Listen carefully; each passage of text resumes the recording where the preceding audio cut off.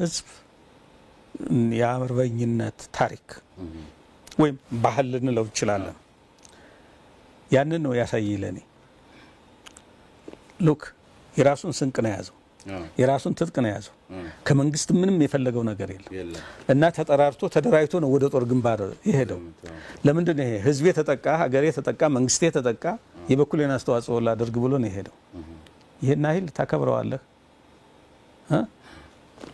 እውቅና ተሰጠዋለህ ምስጋና ተሰጠዋለህ እንጂ ትጥቁን ልትገፈው አትችልም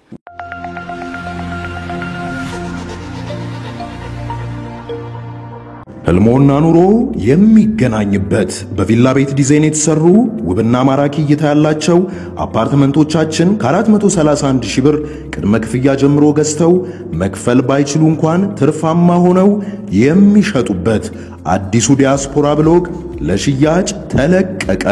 እንኳን ደስ አላችሁ። በ8% ቅድመ ክፍያ እየኖሩበት የሚከፍሉት 60% የባንክ አማራጭ ተመቻችቷል። ምን ይሄ ብቻ! የቪአይፒ ቦታዎቻችን ኮምፓውንዱን ልዩና ተመራጭ ያደርጉታል።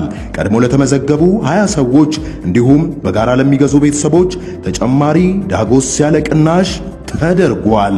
በ090854 3454 ላይ በመደወል ቤቶን ይሸምቱ። ዴምሲ ሪል ስቴት። ቆያችሁ። እሺ ወደ ጉዳያችን ስናመራ እንግዲህ አሁን ከለውጡ በኋላ ወሳኝ የተባሉ መሰረታዊ የለውጥ መነሻ ምክንያት የሆኑ በተለይ አማራ ህዝብ ወሳኝ ጥያቄዎች አሉ። እነዚህ ጥያቄዎች አሁን ምን ላይ ናቸው? ምን ያህሎቹ ተመለሱ? የሚለውን ጉዳይ ማየት ለሌሎቹ አጀንዳዎቻችን ተስማሚ ይመስለኛልና ምን ደረሱ? ወሳኝ መሰረታዊ ጥያቄዎቻቸው ተመልሷል የአማራ ህዝብ? በጣም አመሰግናለሁ። እንግዲህ የአማራ ህዝብ ጥያቄዎች ተብለው ህዝቡን ለለውጥ ያነሳሱት ጉዳዮች አንዳንዶቹ በመርህ ደረጃ መመለስ ያለባቸው በመርህ ብቻ ሳይሆን ደግሞ ተቋም ተበጅቶላቸው በተቋም ምላሽ ማግኘት ያለባቸው ጉዳዮች መሆን አለባቸው ተብሎ የሚታመን ነው። ይሄ የአማራን ህዝብ በሌሎች እንዲጠላ አድርጎ የተተረከው ትርክትና በወቅቱ እየተካሄደ ባለው ትርክት ላይ በተወሰነ መጠነኛ መሻሻል መጥቷል ማለት ይቻላል። ቢያንስ መንግስት በከፍተኛ አመራሮች የተለያየ ስም እየሰጡ ህዝብን እንደ ህዝብ የሚፈርጀው አካሄድ ቀንሷል ማለት ይቻላል። ትምክተኛ፣ ነፍጠኛ እነዚህ የመሳሰሉ አንድን ህዝብ ነጥሎ ሐራስ የሚያደርግ አካሄድ እነዚህ ተስተካክለዋል ማለት ይቻላል ከዚህ ከናሬቲቭ አኳያ። ነገር ግን በመሰረቱ የአማራ ህዝብ በጥርጣሬ የሚመለከተው አስተሳሰብ ከስሩ ተስተካክሏል ማለት አይቻልም። ምናልባትም ተስፋ የምናደርገው ወደፊት በሚኖረው አገራዊ የምክክር መድረኩ አንዳንድ አጀንዳ ሆኖ ይሄ ምክንያቱም ይሄ የተሳሳተ ትርክት የአማራን ህዝብ ለብዙ ጥቃቶች ያጋለጠው እና ይሄ እንዲስተካከል የማድረጉ ትግል አሁንም እየተካሄደ ነው። በቀጣይም በተለይ ደግሞ ናሽናል ዳያሎግ የሚባለው አሁን በሚመጣው ይካሄድ በሚባለው የተሻለ መፍትሄ ሊያገኝ ይችላል ብዬ ገምታለሁ። ሁለተኛ ከዚህ ከመሰረተ እዚሁ ላይ ወደ ሁለተኛው ከመሻገሩ በፊት በስም ደረጃ በፍረጃ ደረጃ አሁን እርሱ እንዳሉት ቀንሷል ማለት ይቻላል ወይ የሚለው ነገር በተጨባጭ ማረጋገጥ ይቻላል ወይ? ማለት ትምክተኛ መባል በራሱ በሽታ አይደለም። ግን አሁንም የአማራ ህዝብ እየተሰደደ እየሞተ እየተንገላታ በተለያየ መልኩ ከተነሳበት አላማ ለለውጥ ካበረከተው አስተዋጽኦ ባሻገር በከፍተኛ ጉዳትና እንግልት ላይ እንደሚገኝ በየቀን ውሏችን ያሳያል። ስለዚህ ይሄ የተሳሳተው ትርክት የባሰበት መጣ እንጂ እየወረደ እንዳልመጣ ብዙዎች ያረጋግጣሉ። ምንመለከተው ሀቅ ስለሆነ ቀንሷል ብሎ ደምድሞ መናገር የተናገርኩት ምንድነው በመንግስት ባለስልጣናት ደረጃ እንደ ሐሳብ ተይዞ እንደውም እንደ ኦርጋናይዝድ የሆነ ፕሪንሲፕል ዋና መርህ የፕሮፓጋንዳው ማጠንጠኛ ከነበረበት ሁኔታ በከፍተኛ የመንግስት ኃላፊዎች የፖለቲካ ፓርቲ መሪዎች በዚህ ደረጃ ያለው በከፍተኛ ሁኔታ እየቀነሰ መጥቷል ብሎ መናገር ይቻላል። ነገር ግን ቀደም ብሎ ሲሰራ የነበረው የጥላቻ ዘር የፈጠረው ቀውስ አሁን ተስተካክሏል ማለት አይደለም። ልክ ነው። ብዙ ዜጎች ፍዳቸውን እያዩ ነው። አንዱ የትግል መስክ መሆን ያለበት አድርጌ ነው የምመለከተው እንጂ ተስተካክሏል በየቀኑ እየሆነ ያለ ነገር ስለሆነ ማለት ነው። ስለዚህ ያ ትርክት የፈጠረው ከስሩ ከመንቀል አኳያ መሰራት ያለባቸው ስራዎች በበቂ ሁኔታ ተሰርተዋል የሚል እምነት የለኝም።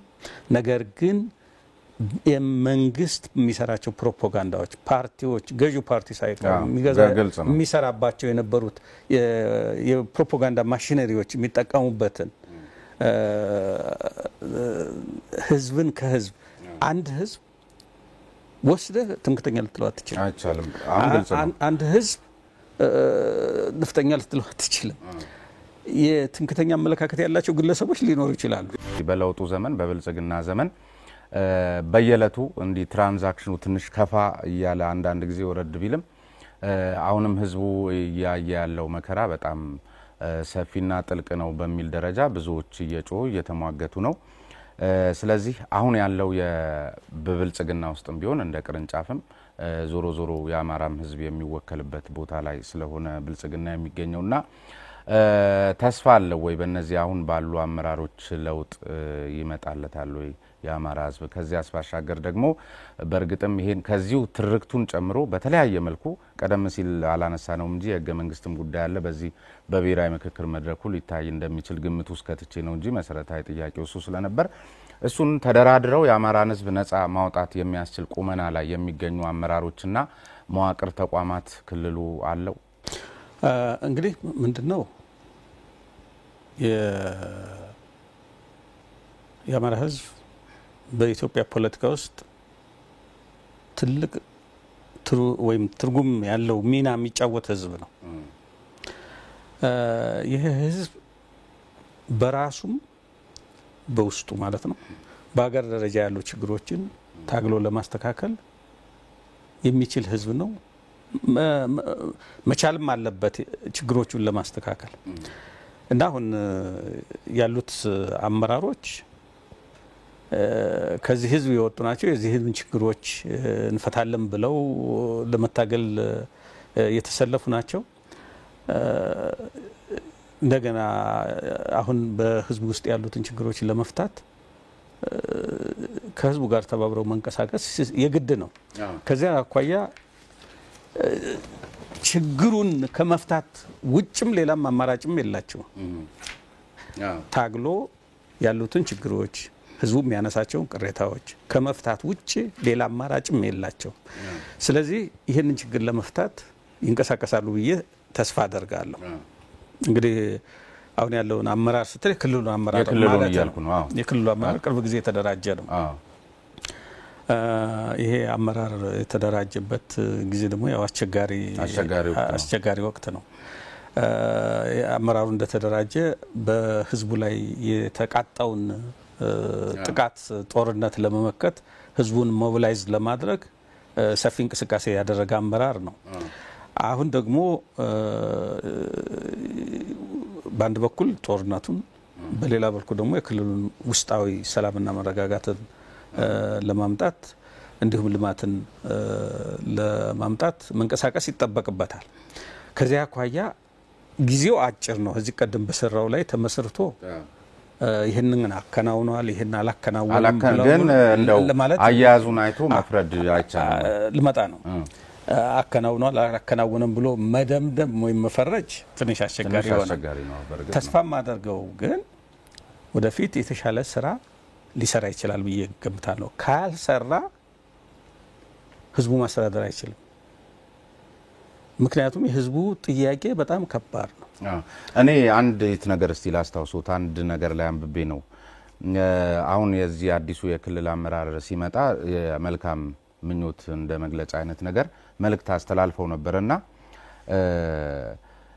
እዚህ መልእክቶት ላይ የህዝባችንን በራስ መተማመን ስሜት በማጎልበት አንገቱን ቀና አድርጎ በሰላም ሰርቶ የሚኖርበትና በማንነቱ ተከብሮ በአገሩ ጉዳይ በንቃት የሚሳተፍበት የተመቸ ሁኔታ እንዲፈጥሩ አይነት ነገር ከዚያ በኋላ አሁን ቀደም ሲል የጠቀሱትን ፈተና ውስጥም እንኳን ሆኖ ቢሆን ይሄን ችግር ለማለፍ ይሄን ፈተና ለማለፍ በራሳችሁና በህዝባችሁ ተማመኑ ከሁሉም በላይ ህዝባችሁን አለቃ አድርጉ ጎንበስ ቀና ብላችሁ ለእርሱ ታዘዙ ይህ ፈተናውን ሁሉ በአሸናፊነት እንድትወጡ የማይነጥ ጉልበታችሁ ምንጭ ይሆናል የሚል ነገር መልእክት አስተላልፈው ነበርና ምን ያህል ህዝቡን እንደሚያውቁት እንደተረዱት ለረጅም ጊዜ ሲያገለግሉ ስለነበር ምናልባትም ደግሞ ሁሉም አዳዲስ አይደሉም ስብጥሩ የቀድሞቹም ስላሉ ማለት ነውና መልእክቱ ወደ መሬት ወርዷል ብሎ ለመደምደም ትንሽ አስቸጋሪ ስለመሰለኝና እርሱ ባሰሙት ድምጽ ትክክልና እኩል ለኩል እንደሱ አይነት ነገር አይታይም የሚል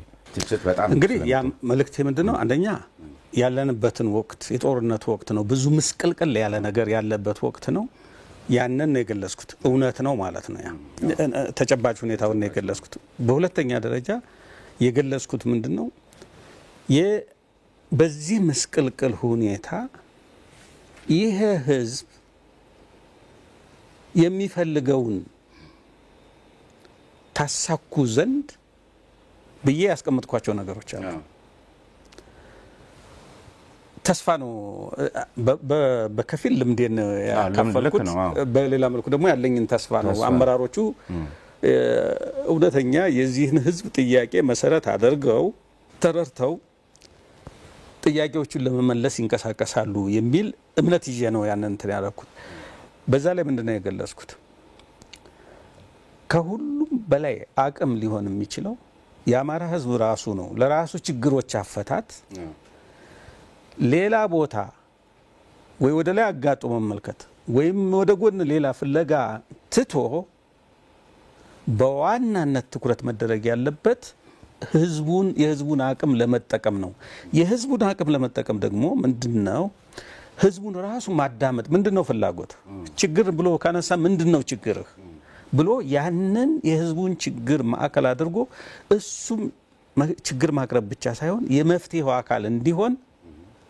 አድርጎ አቅጣጫ ያሳያዙ መምራት ከተቻለ አማራ ክልል ውስጥ ያሉትን ችግሮች ማስወገድ ይቻላል በያምናለሁ ከዚያ ቆይ አመራሮቹ ምንድነው ያልኳቸው ህዝባችሁን አክብሩ ህዝባችሁን ስታከብሩ እሱ ያከብራችኋል ነው መከባበር ይፈጠራል መደማመጥ ሲፈጠር የጋራ አቋም ይያዙ ትልቅ አቅም አመራሩም አቅም ያገኛል ከህዝቡ ህዝቡም ከአመራሩ የሚሰጠውን አቅጣጫ ይይዛል ስለዚህ ተደጋግፎ ውጤት ማምጣት ይቻላል የሚል እምነት አለኝ ይሄ ምንድነው ዝም ብሎ ምክር ሳይሆን እኔ ከኖርኩበትም አኳያ ህዝብ ስታከብሩ ያከብራል ስትወደው ይወዳል ጎንበስ ቀና ብለ ስታገለግለው ያንን ዝም ብሎ የትም አይጥለውም ክሬዲት ይሰጣል ስለዚህ ያዳምጣል ማለት ነው የኔ ነው ብሎ ይወስዳል ያኔ መደማመጥ በሚፈጠርበት ጊዜ የጋራ አንድነት እየተፈጠረ ምንም እንኳን ችግሮቹ ግዙፍ ቢሆኑ መፍታት ይቻላል የሚል እምነት አለኝ እንግዲህ የአማራ ህዝብ ችግሮች አሉት እነዛ ችግሮች መፈታት አለባቸው እነዛ ችግሮች ካልተፈቱ ወይም ደግሞ ለመፍታት አመራሩና ህዝቡ መደማመጥና በጋራ መግባባት እንዳንድ ካልቆሙ ችግሮቹ አይፈቱ እነዚህ ችግሮች ካልተፈቱ ደግሞ ቪሺየስ ሰርክል ነው የሚሆነው ማለት ነው ሁሉ ጊዜ ችግር እና ሌላ ነገሮች ተከታታይ ችግሮች አንዱ ችግር ሌላውን ችግር እየወለደ ነው የሚቀጥለው አሁን ይያልኩ ያለው ካነሳው ጥያቄ መጀመሪያው አኳያ ስመለከተው አመራሩን የመከርኩት እኮ ምንድነው ሁሉ ጊዜ ከህዝቡ የወገነ ማለት ህዝብ የተሳሳታቸውን ነገሮች ሁሉ መቀበል ማለት አይደለም ትክክል የሆነውን ትክክል ነው ትክክል ያልሆነውን ትክክል አይደለም ብሎ ህዝቡን ትክክለኛ መርህ ነገሚያድር ነገሚገኝ ዛሬ ባለሆነ ነገር እንትን ብለ ብትሸፋፍነው የሚመጣ ነገር የለም መልሶ ነገ ይጠይቃል ስለዚህ ምንድነው ያልኩት ህዝብን እምነት ሰጥቶ ህዝብን አክብሮ የህዝቡን ፍላጎት አዳምጦ ህዝቡ የሚያነሳቸው ጥያቄዎች ትክክለኞቹን ትክክል ናቸው ብሎ ወስዶ የተሳሳቱ መስለው ከታዩ ደግሞ ያን የተሳሳተውን በዚህ መንገድ ስህተት ነው ብሎ አሳይቶ በጋራ መቀራረብ ያስፈልጋል። ከህዝብ እየሸሸ ከህዝብ እየደበክ መሄድ የጊዜ ጉዳይ ካልሆነ በስተቀር ወንዝ አያሻግርም። ህዝብን እመን። እንግዲህ ፖለቲካ እኮ የፖለቲካ አባል ስትሆን ወይም ደግሞ የፖለቲካ መሪ ስትሆን ዙሮ ማህበራዊ ለውጥ አመጣለሁ ብለህ ነው። የህብረተሰብ ትራንስፎርሜሽን አረጋግጣለሁ ብለህ ነው።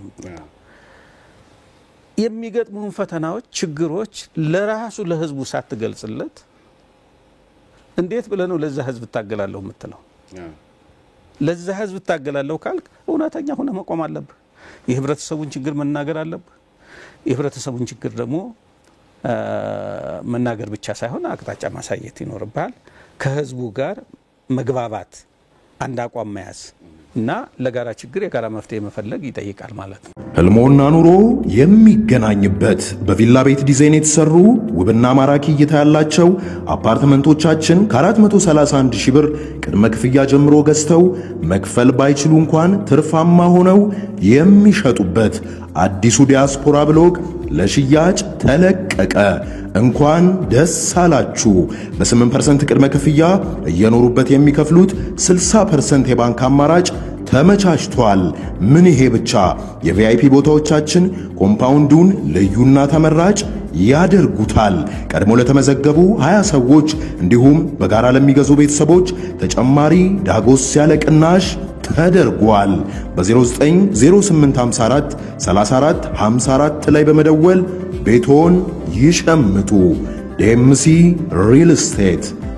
ከርሶ ፍልስፍናዎች ከርሶ አቋሞች የተመለከትኩትና አሁንም ቢብራራ ቢመለስ ጥሩ ነው የሚለው አንዱ የአማራ ህዝብ የመጨቃጨቂያ አጀንዳ ከነበሩ ጉዳዮች መካከል በልካችን በየትኛውም የአመራርነት ሚና ላይ እንወከል ይኑረን የሚል ነገር እንደነበር ይታወሳልና አንድ ጊዜ እንደዚሁ ተመሳሳይ አይነት ነገር ተጠይቀው መሆን ያለበት ኃላፊነት ላይ በብሔራዊ ማንነት ሳይሆን በብቃት ህዝባዊ ፍቅር በትምህርት ዝግጅትና ህዝብን ለማገልገል ባለው ቁርጠኝነት ቢሆን ነው ጥሩ። ለሁሉም ስልጣን ሰጥቶ ስለማይቻል ምክንያቱም እዚህ ሀገር ላይ ደግሞ አማራና ኦሮሞ ብቻ አይደለም ያለው ብዙ ብሔር ብሔረሰቦች አሉ። ስለዚህ ምደባ እየተመካከርን ነው ያደረግን ያለነው እና በሜሪት መሆን አለበት የሚል አቋም እንደነበሩትም የተመለከትኩት ነገር አለና ይሄ ጥሩ አስተሳሰብ ጥሩ እይታ ነው።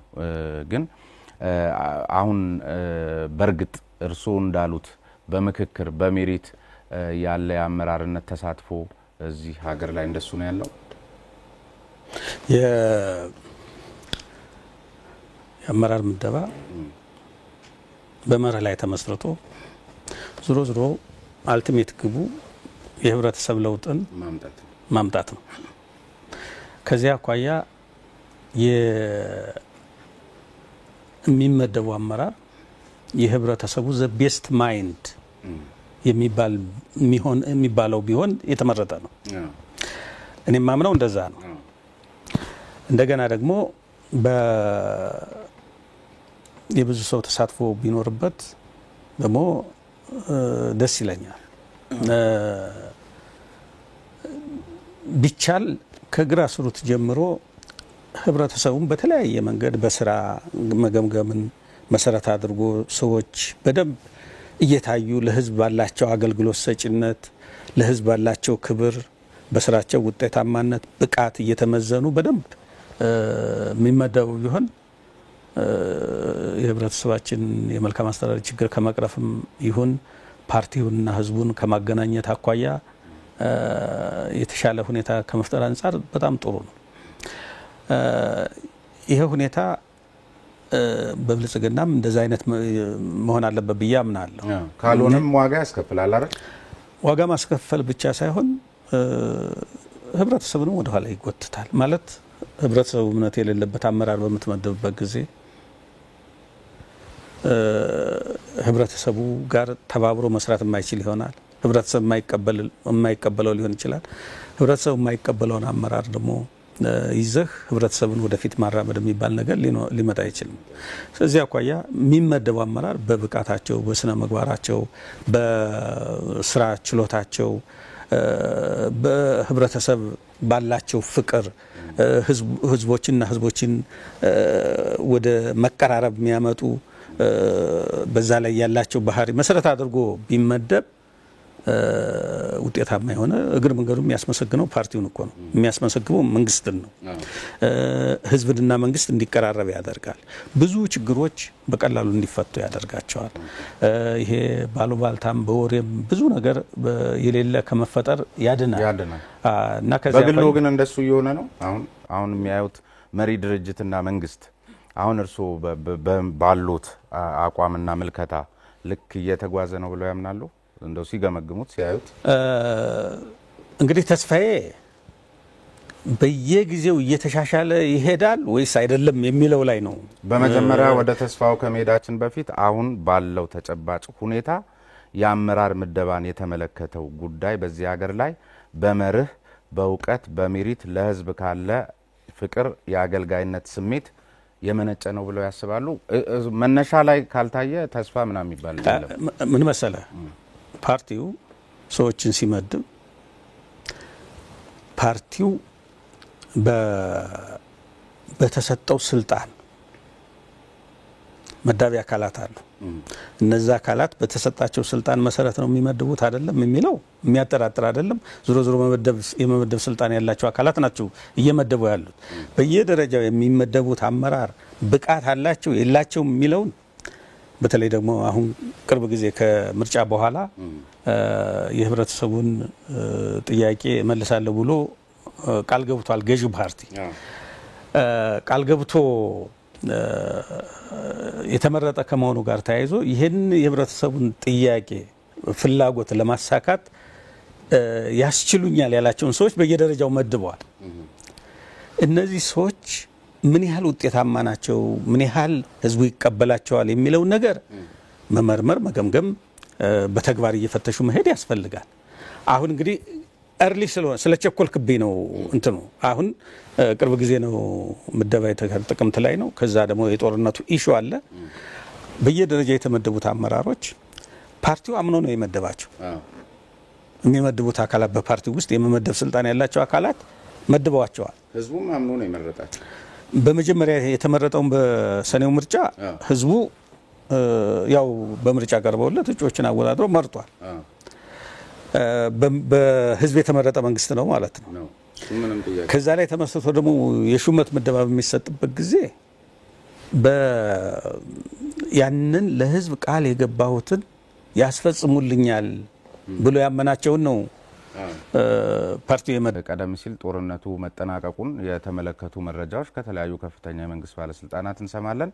አንዳንድ ቦታ ላይ ደግሞ ጦርነቱ አለማለቁንና እንደውም በተግባርም ይሄ ሆነ ይሄ ደረሰ የሚል ሪፖርቶችን እንመለከታለንና እዚህ ላይ በራሱ አንዱ መደምደም ያልተቻለው በእርግጥ እንደሚባለው አልቋል። መረጃው በደንብ ይኖሮታል እንደ ደህንነት አማካሪነት። እንግዲህ ሰዎች የተለያየ አቅጣጫ ሊመለከቱት ይችላሉ። ከተመለከቱበት አቅጣጫ ትክክል ሊሆን ይችላሉ። እኔ ጦርነቱን ከሶስት አቅጣጫ ከሶስት መመዘኛዎች ተነስቼ ልመለከተው ይችላል። አንደኛው ከመነሻው የጦርነቱ መነሻ ምንድን ነው? ሁለተኛው የጦርነቱ ግብ ምንድን ነው ኋላ ከተነሳ በኋላ። ሶስተኛ እንደገና ደግሞ አሁን ያለው ፖለቲካዊ ሁኔታ ምን ይመስላል? ስለ ጦርነቱ እነዚህ መሰረት አድርጌ ብናገር ጦርነቱ አልቋል አላለቀም የሚለው ነገር መደምደም እንችላለን። የመጀመሪያው የጦርነቱ መነሻ የፖለቲካ ስልጣንን መቆጣጠር ነው። ህወሓት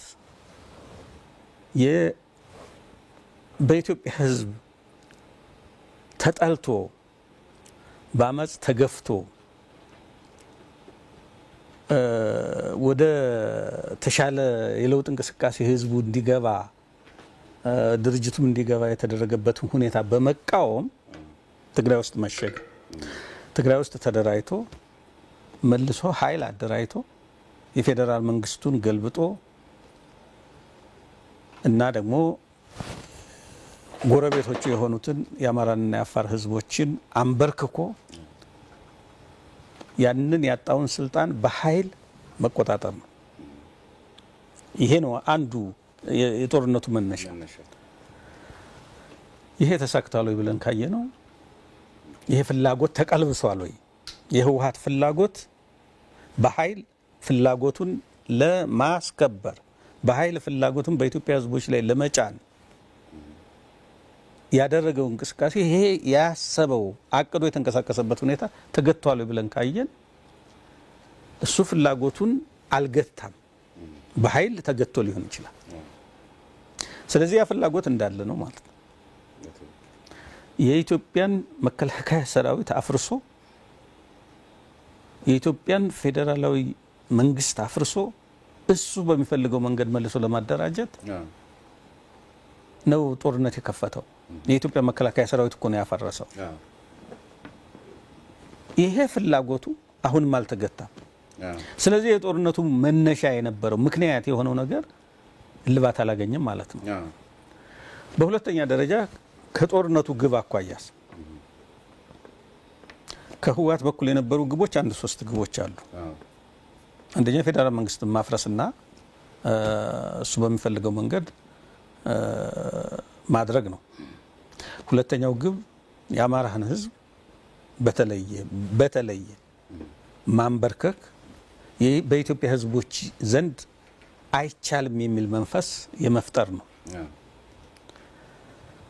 ሶስተኛ ንብረት መዝረፍ ነው። ከነዚህ ግቦች አኳያ ከህወሓት አንፃር ከወሰድ ነው የፌዴራል መንግስቱን ማፍረስ አልቻለም። እንኳን ማፍረስ ይቅርና የጅቡቲ የአዲስ አበባ መስመርን በመቁረጥ በሱዳን በኩል በር ከፍቶ የኢትዮጵያ መንግስት በኃይል በጉልበት ወደ ድርድር ለማምጣት ያሰበው ሁሉ ነገር ከሽፏል። ነገር ግን የጦርነት ህልሙን አልተወም። ሁለተኛ የአማራን ህዝብ የማንበርከክ አከርካሪ መስበር ብለው ያስቀመጡት ነገር አለ። በከፊል ንብረቱን በመዘረፍ በተቆጣጠሯቸው አካባቢ እንግልት በማድረስ የተሳካላቸው ነገር አለ በከፊል። ነገር ግን የአማራን ህዝብ የበለጠ እንዲጠናከር አደረጉት እንጂ ተንበርክኮ እነሱ የሚሉትን ለመቀበል ዝግጁ እንዲሆን ማድረግ አልቻሉም። ይሄም ከሽፏል ማለት ነው።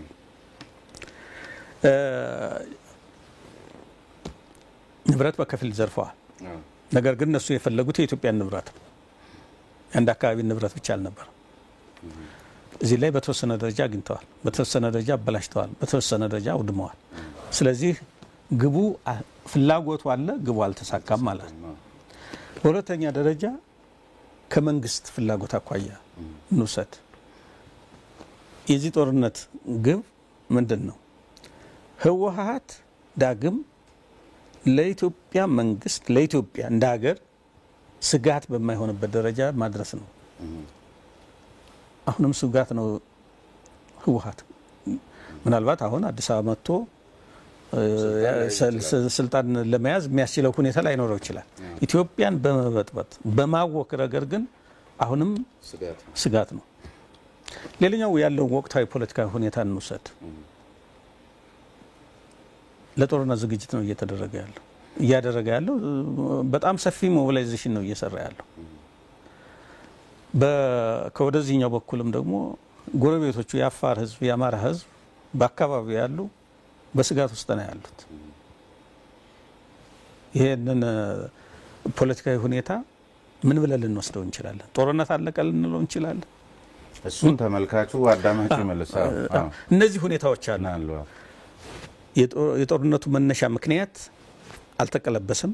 ምክንያት አድርጎ የተነሳው አልተቀለበሰም፣ ወይም ደግሞ ያ ፍላጎት አልተቀለበሰም፣ አይቻልም ብሎ አልደመደመም። በሁለተኛ ደረጃ የኢትዮጵያን መንግስት ፈተና ለመሆን ለማፍረስ የሚፈልገው መንግስት ለማቋቋም ያለው ፍላጎት እና በኢትዮጵያ መከላከያ ኃይል ላይ በአጎራቤቶቹ ህዝቦች ላይ ጥቃት የመሰንዘር ፍላጎቱ አልተገታም። የኢትዮጵያ መንግስትም ህወሓትን ዳግም ለኢትዮጵያና ለጎረቤቶቿ ህዝቦች ጠንቅ የማይሆንበት ስጋት የማይሆንበት ደረጃ ገና አላደረሰውም። ወደ ፖለቲካዊ ሁኔታ ስንሄድ በትግራይ በኩል የጦርነት ዝግጅት አለ። የጎረቤቶቹ የአፋርና የአማራ ህዝቦች ደግሞ ስጋት ላይ ናቸው በዛ አቅራቢያ ያሉት። ስለዚህ የጦርነት ድባብ ገና ነው። ስለዚህ አሁን በተለይ አሁን እርሶ ያነሱትን ሁሉ ንብረት ያወደመ ዞሮ ዞሮ ባላማ ደረጃ ግቡ አይሳካለት እንጂ በከፊልም የተሳኩላት እንደመኖሩ መጠን በተለይ ደግሞ በአማራ ህዝብ ላይ ካለው ጥላቻና ቀደም ሲል መጀመሪያ መግቢያችን ላይ ካነሱት ትርክትም አኳያ ትናንት የተጀመረ ሳይሆን ይሄ ጦርነት ህወሓት በኃይል ፍላጎቱን የመጫል አስተሳሰቡ አብሮት የተጠነሰሰ ድሮ የተቀመረ ስለመሆኑ ያመላክታልና ይሄን ሲሰሩ የነበሩ ኃይሎች የዚህ ተግባርና ሰንሰለት ቁንጮ የነበሩ ይሄን ሲነድፉ የነበሩ አካላትን ምናልባትም ደግሞ በጣም ከመፍታታቸው ምክንያታቸው እስኪባል ድረስ ከእስር የአሸባሪ ቡድን አባላት ሸምግለዋል በሚል ከጫካ ውስጥና ከጎሬ ውስጥ የተያዙ አካላትን መፍታት ለኢትዮጵያ ህዝብ ምን ማለት ነው? በተለይ ደግሞ ለአማራ ህዝብ ሲሆን ምንድነው? ምን ትርጉም ሰጥቶት ልክ ነበር ወይ? ግለሰቦቹ መፈታትና ለመፈታታቸው እኔ ብዙ አጀንዳ ላደርገው አልችልም። ሲያዙ ግን አጀንዳችን ነበሩ እኮ አይደል? ሲያዙ አጀንዳችን ነበሩ ግለሰቦቹ። ጋዜጠኞቹ ልክ ነው የአጀንዳ ነበሩ፣ ልክ ነው፣ ምንም ጥርጥር የለውም። ዋናው ጉዳይ ይህንን ጦርነት በምን መንገድ ልንቋጨው እንችላለን ብሎ ማሰብ ነው የተሻለ የሚሆነው። የሰላም እድል አለ አይውሽ በሰላም የሚፈታበት ዳግም የሰው ህይወት እልቂት ማለት ነው፣ ንብረቱ ውድመት፣ ተጨማሪ ቁርሾ እየጨመሩ ከመሄድ በሰላም የሚፈታበት ሁኔታ ቢኖር እመርጣለሁ። በሰላም ለመፍታት የሚደረጉ ጥረቶችም ጄኒውንሊ ትራንስፓረንት በሆነ መንገድ እስከተሰራ ድረስ ችግር አለው ብዬ አልወስድም። ነገር ግን በሰላም ለመፍታት በድርድር ለመፍታት በአንድ ጎንዮሽ ብቻ የሚሆን ነገር ስለማይሆን ከወደዛኛው ወገን ምን ያህል ለሰላም ዝግጁነት አለ፣ ምን ያህል ለድርድር ዝግጁነት አለ የሚለው ጉዳይ ነው ከግለሰቦቹ በላይ የሚያሳስበኝ መታየት ያለበት ብዬ ማስበው። ቀደም ሲል ከነገሩኛ አኳያ ደግሞ ዝግጁነቱ የለም። ዋናው ማሰብ ያለብን የሰላም ጭላንጭል አለ የለም፣ ለዛ የሚበጅ ነገር አለ የለም ብሎ መመዘን ነው። ያ የሚመጣ ከሆነ ብዙ ነገር ሊደረግ ይችላል። ግን አሁን እንደምመለከተው ነው ቀደም በገለጽኳቸው መንገድ ለዳግም ጦርነት እየተደረገ ያለ ዝግጅት ነው እንጂ ጎልቶ የሚታየው በሰላም ችግሩን ለመፍታት የሚታይ እንቅስቃሴ ብዙ አይደለም። ስለዚህ የግለሰቦቹ መፍታትና አለመፈታት አይደለም ዋናው የሚያሳስበው ማለት ነው። በህብረተሰቡ ዘንድ የፈጠረው ስሜት አለ፣ ልክ ነው። የተለያየ ሐሳብ ያላቸው ሰዎች አሉ ከዚህ ጋር ተያይዞ ዙሮ ዙሮ ነው ዋናው በትልቁ ፒክቸር በሀገር ደረጃ በተለይ አንድ ሀገር ላይ አንድ አካል ነው ሊኖር የሚገባው። አንድ ገዢ ፓርቲ ነው፣ አንድ መንግስት ነው በምርጫ የተመረጠ። ስለዚህ በሱ በኩል የተቋቋመ የጸጥታ መዋቅር እንዳለ ይታወቃል። ስለዚህ ከዚያ ጠገግና ውጪ የሚፈጥሩ የመደበኛ አደረጃጀቶች ከድረ ጦርነቱን በሚያበላሽ አግባብ እና አለመረጋጋቶች እየፈጠሩ እንደሆነ ትጥቅ ከመፍታት ጋር የተያዘ አንዱ አጀንዳ ሰሞኑን በጣም መነጋገሪያና ከዚያም ከዚህም የሆኑ ነገሮች እየተወረወሩ እያደጉ እየገነፈሉ የመጡበት ሁኔታ ይስተዋላልና ነው። በተለይ እዛ ክልል ላይ በዚህ ደረጃ የሚደረገው ግብግብ ሌላ ደግሞ ዋጋ የሚያስከፍል ነገር አያመጣም ወይ? የተነሳበት ኮንቴክስቱ እኔ እስከሚገባይ ድረስ እነዚህ በየቦታው በኢትዮጵያ በሁሉም ክልሎች መንገድ እየዘጉ ህብረተሰቡን ገንዘብ አዋጡ እያሉ መኪና እያስቆሙ ዝርፊያ የሚዘርፉ እንዴ ህብረተሰቡን ሰላም የሚነሱ በየአካባቢው ሄዶ ህዝቡን የሚያንገላታ አይነት እንቅስቃሴ ያለው እንደዛ አይነቱ መስተካከል አለበት። ከዛ በተረፈ ካተኮርክበት ከአማራ ክልል አኳያ እንዳልከው በጦርነቱ ጊዜ ህዝቡን መላው ህዝብ ጥሪ ተደርጎለታል። ወጣቱ መከላከያና ልዩ ኃይል እንዲቀላቀል አድርጎታል። ይህን ጥሪ መሰረት አድርጎ በብዙ ሺዎች የሚቆጠሩ ወደ መከላከያ ገብተዋል፣ ወደ ልዩ ኃይል ገብተዋል፣ ሚሊሻ ገብተዋል። ፋኖ ይሄ የግል ታጣቂ ማለት ነው፣ በግላቸው ታጥቀው የሚንቀሳቀሱ እነዚህ ሁሉ ጥሪ ተደርጎላቸው ተሳትፈዋል። የተሳትፏቸው እንትን ደረጃ ሊለያይ ቢችልም አሁን ያነሳውን ፋኖ የሚባለው የራሱን ትጥቅ ይዞ የራሱን ስንቅ ይዞ አንዳንዱ በአካባቢው በሚሊሻነትም በምንም እንደ ህዝብ እንደ ማህበረሰብ ተደራጅቶ ከፍተኛ ትግል ያደረገ ነው። አንዳንዱ ደግሞ ከሌላ አካባቢ ተንቀሳቅሶ ተደራጅቶ ወደ ጦር ሜዳ ሄዶ በዛ አካባቢ የሚችለውን አስተዋጽኦ ያደረገ ኃይል ነው። ይሄ ኃይል እኔ የምወስደው ምንድነው አሁን ፋኖ በዚህ ጦርነት የተመለከትኩት ጠቅላላ ስፕሪቱን ስመለከት የአማራ ህዝብ የአርበኝነት ታሪክ ወይም ባህል ልንለው እንችላለን። ያንን ነው ያሳየኝ ለኔ። ሉክ የራሱን ስንቅ ነው ያዘው፣ የራሱን ትጥቅ ነው ያዘው። ከመንግስት ምንም የፈለገው ነገር የለም እና ተጠራርቶ ተደራጅቶ ነው ወደ ጦር ግንባር የሄደው። ለምንድን ነው ይሄ ህዝቤ ተጠቃ፣ ሀገሬ ተጠቃ፣ መንግስቴ ተጠቃ፣ የበኩሌን አስተዋጽኦ ላድርግ ብሎ ነው የሄደው። ይሄን ኃይል ታከብረዋለህ፣ እውቅና ትሰጠዋለህ፣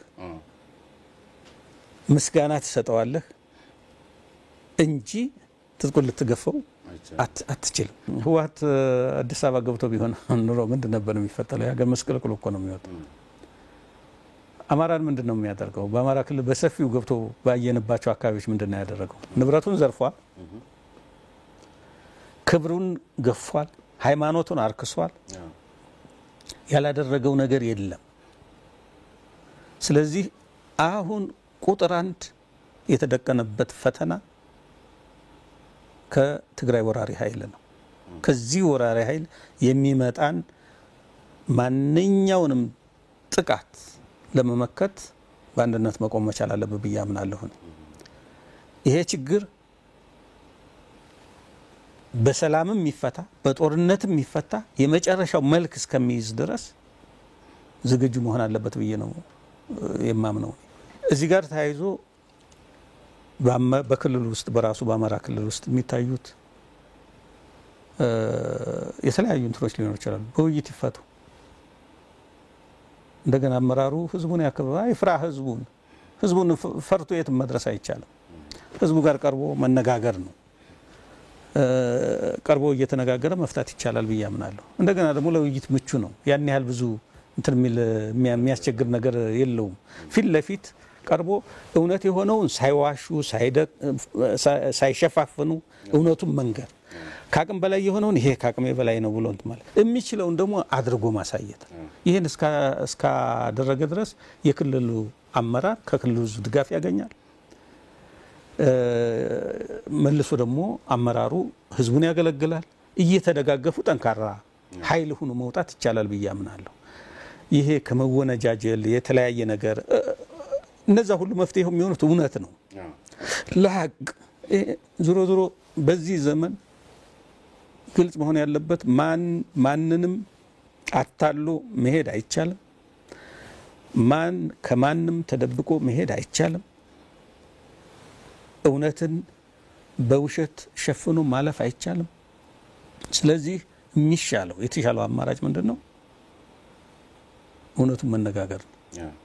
እውነቱን እየተነጋገሩ እየተደጋገፉ መሄድ ነው የሚሻለው ማለት ነው። ምክንያቱም የጋራ አጀንዳ አለ፣ የጋራ ጠላት አለ፣ የጋራ የልማት አጀንዳ አለ። ለጥፋትንም ለመከላከል ልማትንም ለማፋጠን በጋራ መቆም ነው የሚሻለው የሚል እምነት አለ። መደጋገፍ በጣም ያስፈልጋል። ይሄ ከተደረገ ትልቅ አቅም ያለው ህዝብ እኮ ነው የአማራ ህዝብ። ይህንን አቅሙን በአግባቡ ስራ ላይ ማዋል ይቻላል ብዬ አምናለሁ።